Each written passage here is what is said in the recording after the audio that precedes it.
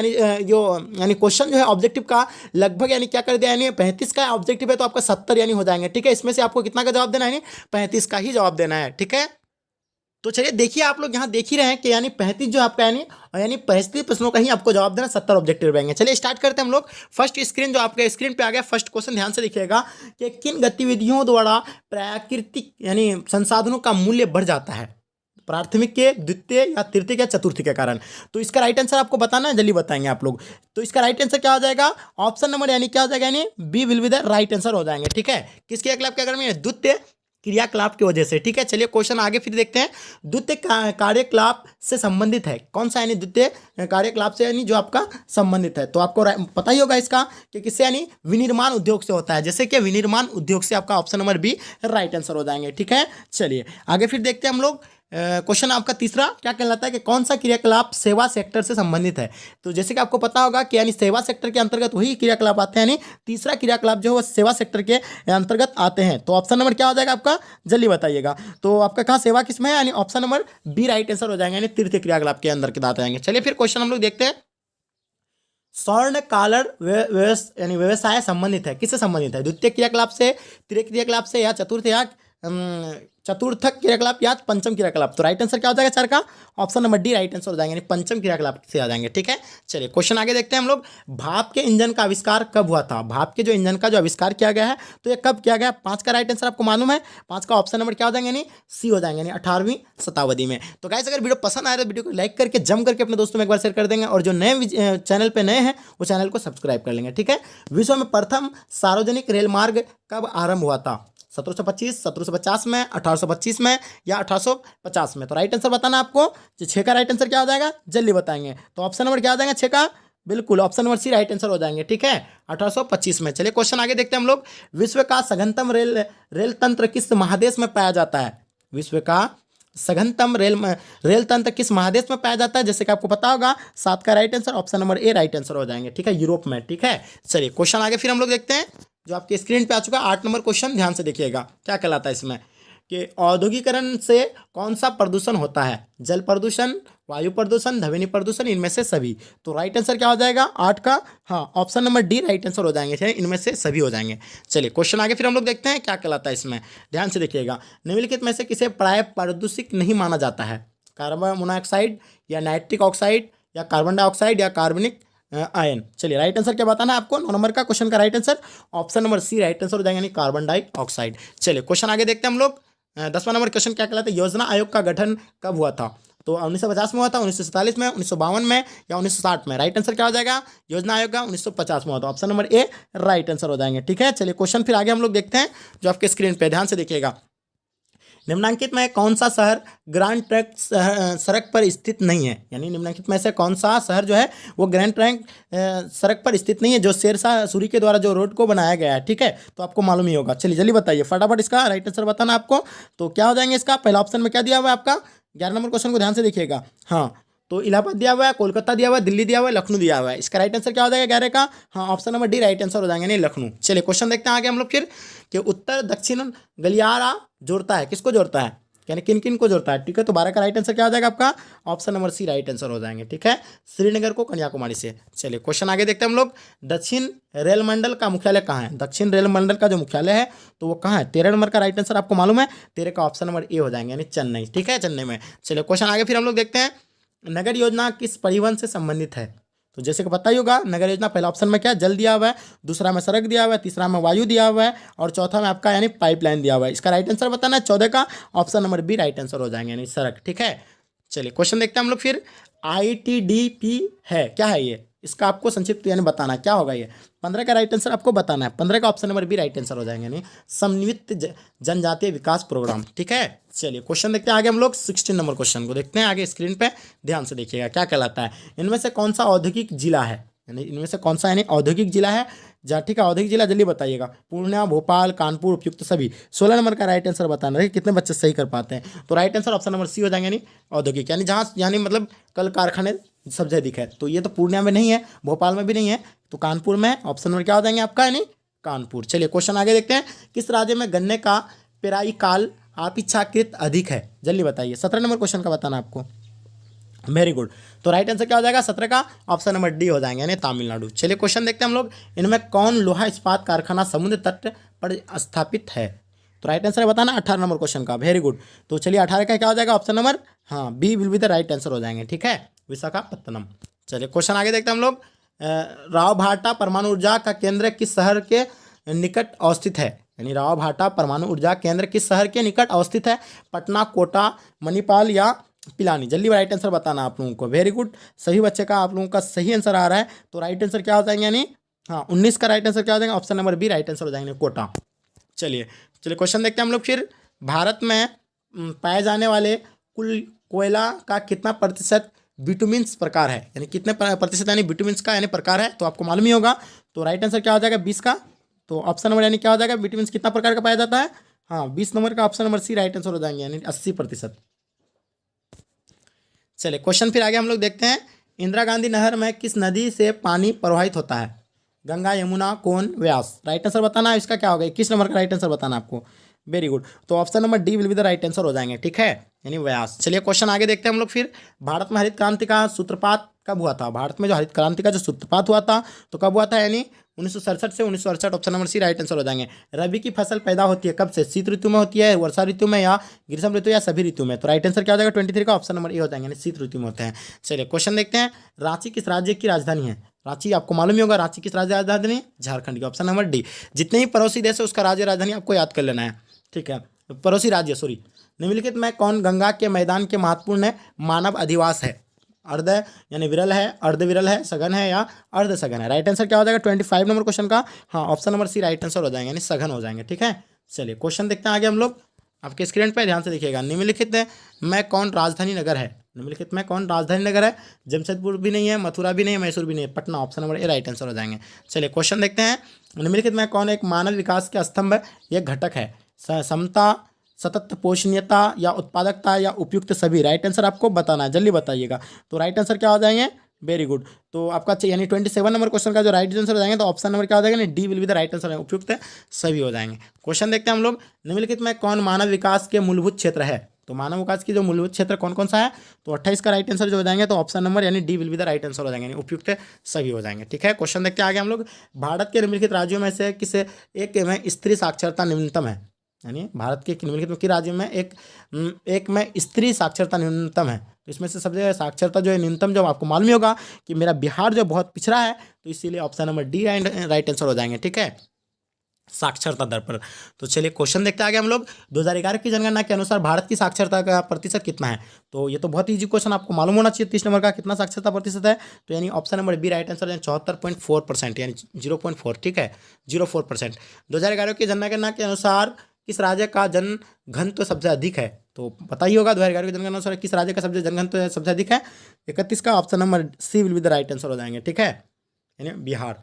2011 की जनगणना अनुसार किस राज्य का जनघनत्व सबसे अधिक है? तो बिहार का। चलिए क्वेश्चन देखते हैं हम लोग, भारत में पुनः जनगणना पहली बार कब की गई थी? तो आपको मैं पहले ही एक बार बताया था, जनगणना जो स्टार्ट जो किया गया था ये कब से किया गया है, यानी मालूम ही होगा आप लोगों को। तो इसका यानी पूर्ण जनसंख्या मतलब 1881 से स्टार्ट किया गया, और जबकि 1872 से उसका स्टार्ट हुआ था, लेकिन पूर्ण जनसंख्या ये जो हुआ था, जनगणना जो हुआ था 1881 से हुआ था। रेंडियर किस क्षेत्र में पाया जाता है? राइट आंसर बताना है 33 का। वेरी गुड, सभी आंसर आप लोगों का सही आ रहा है, option number B right answer हो जाएंगे, यानी टूडा, ठीक है। चलिए क्वेश्चन आगे देखते हैं हम लोग, जल अभाव वाले क्षेत्रों में किस प्रकार की बस्तियां पाई जाती है? जल अभाव वाले क्षेत्रों में किस प्रकार की बस्तियां पाई जाती है? 34 नंबर का option number C right answer हो जाएंगे, यानी गुच्छित व्यवस्था पाया जाता है, ठीक है। चलिए निम्नलिखित में कौन संस्कृति नगर है, यानी सांस्कृतिक नगर है? निम्नलिखित में कौन सा सांस्कृतिक नगर है? तो जैसे को पता होगा 35 का ऑप्शन नंबर क्या हो जाएंगे? A will be the right answer हो जाएंगे, जेरूसलम, ठीक है। चलिए क्वेश्चन फिर आगे हम लोग देखते हैं, निम्नलिखित में महाद्वीपों में किस एक से विश्व व्यापार का सर्वाधिक प्रभाव होता है? राइट आंसर बताना है 36 नंबर क्वेश्चन का। Very good. चलिए 36 का option number B right answer हो जाएंगे, ठीक है, यूरोप में। चलिए क्वेश्चन फिर आगे हम लोग देखते हैं, जो आपके स्क्रीन पे ध्यान से देखिएगा। गाइस अगर वीडियो पसंद आ रहा है तो वीडियो को एक लाइक करके जम करके शेयर कर देंगे।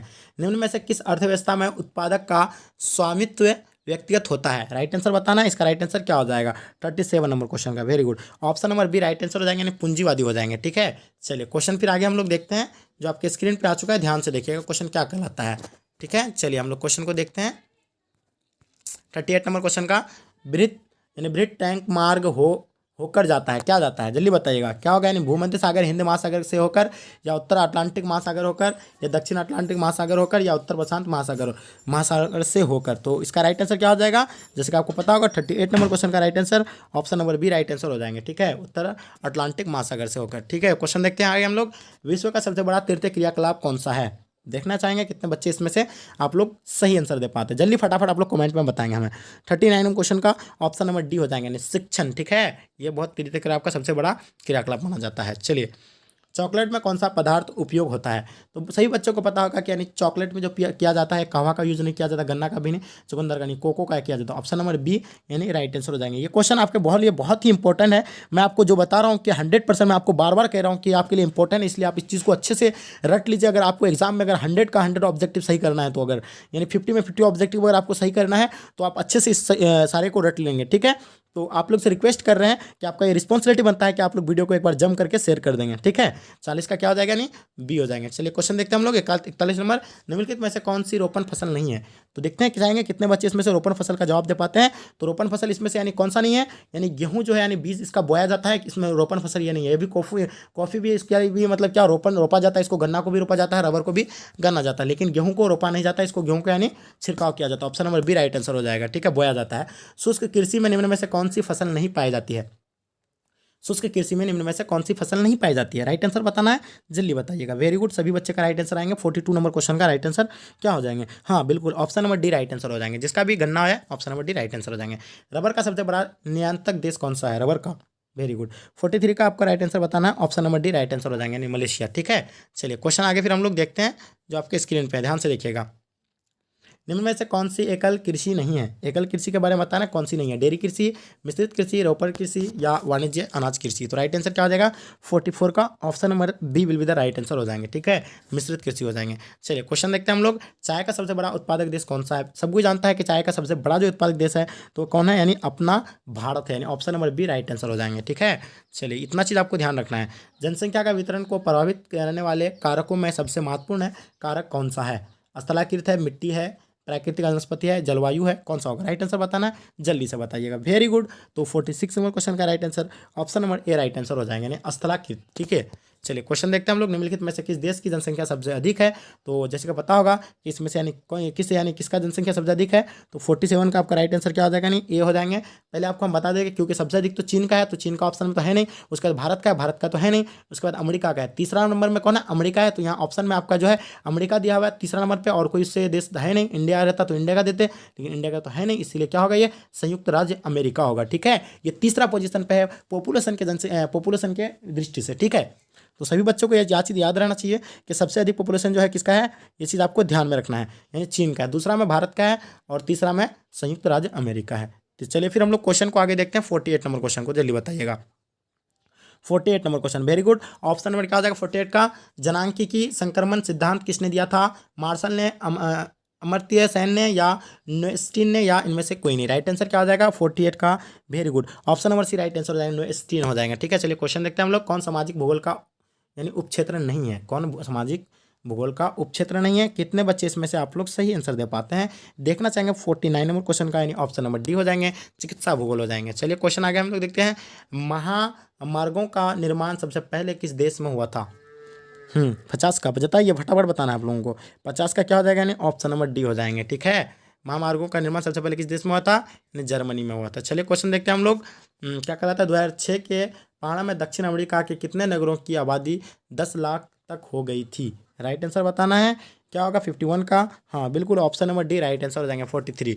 चलिए आगे क्वेश्चन देखते हैं। भारत में सर्वाधिक जनवृद्धि की अवधि थी, भारत में सर्वाधिक जनवृद्धि की अवधि कितना थी, जल्दी बताएं। 52 नंबर क्वेश्चन का राइट आंसर बताना है। 52 का यानी option number D right answer हो जाएंगे, यानी 1991 से 2000 तक। ठीक है, 2001। चलिए क्वेश्चन आगे फिर हम लोग देखते हैं। निम्नलिखित राज्यों में से किसमें शिक्षितों का प्रतिशत सर्वाधिक है, राइट आंसर बताना है। 53 नंबर क्वेश्चन का, वेरी गुड, सभी का राइट आंसर आना चाहिए। 53 का क्या हो जाएगा, यानी option number C right answer हो जाएंगे। ठीक है, हाँ यानी केरल हो जाएंगे। चलिए क्वेश्चन आगे देखते हैं हम लोग। निम्नलिखित में से कौन एक समूह भारत में विशालतम भाषाई समूह है, राइट आंसर बताइए। 54 का, वेरी गुड, 54 का option number C right answer रहेगा, यानी भारतीय आर्य हो जाएंगे। चलिए क्वेश्चन आगे फिर देखते हैं हम लोग।